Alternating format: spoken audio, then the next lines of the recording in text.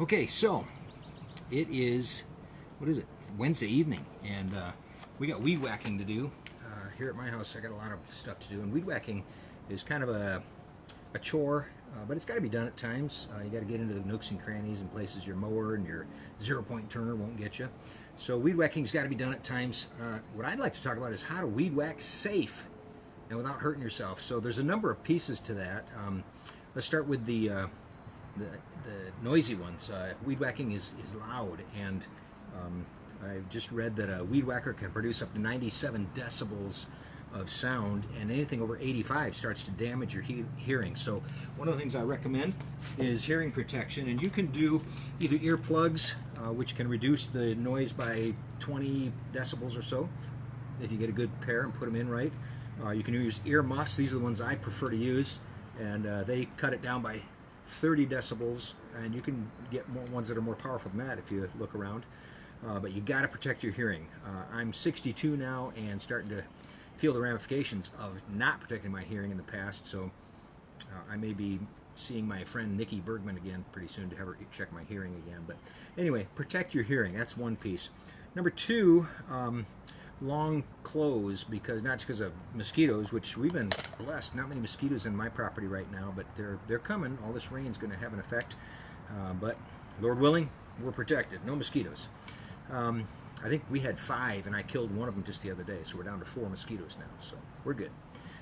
But you want long clothes, not just for that, but also because when you're weed whacking, you're spraying vegetation everywhere.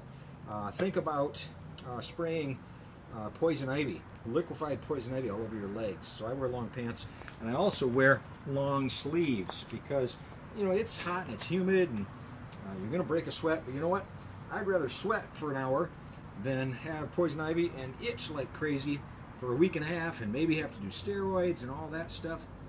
I'll take sweat any day. So I do wear long pants, long sleeves, and gloves when I'm weed whacking.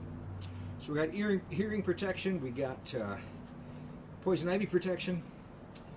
Let's talk about the mechanics of weed whacking. I'll leave these off for now because I'll start talking really loud if I wear them while I'm recording, so I'll just have them handy. All right, the weed whacker itself. One of the dangers with weed whacking is starting the silly thing, because that action of pulling the starter cord has hurt as many backs as weed whacking itself has. So make sure you keep your weed whacker tuned up so it'll start easy. I've worked on mine and it runs pretty good. It'll start easy when it's time to do that. We'll get to that in a minute. While you're weed whacking, there's a few things to be aware of. One is twisting. Twisting is the nemesis of low back issues, so try to avoid twisting even while you're weed whacking.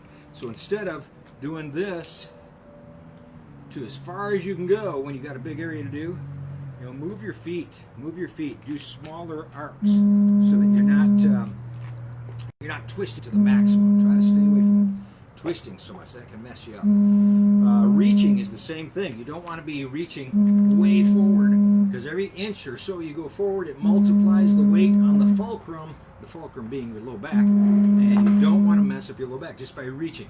Move your feet, step toward the things you're going to weed whack. Don't do it from a distance. So twisting, minimize it. Reaching forward, minimize it.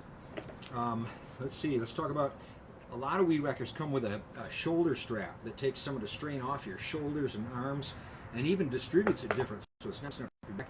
If you got a shoulder strap, use that.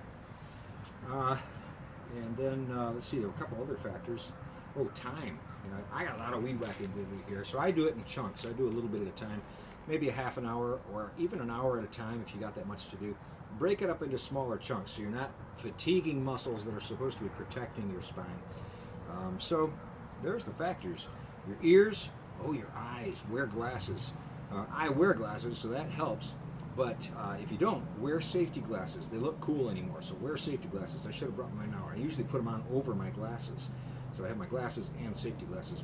Because by the time I'm done weed whacking, I've always got bits of grass sprayed all over my glasses.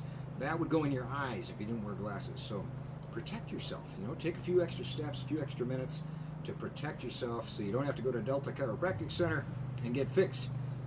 So, weed whacking. Here we go. We'll see if this baby starts like it's supposed to. Oh, I forgot my hearing protection. Here we go. Nice.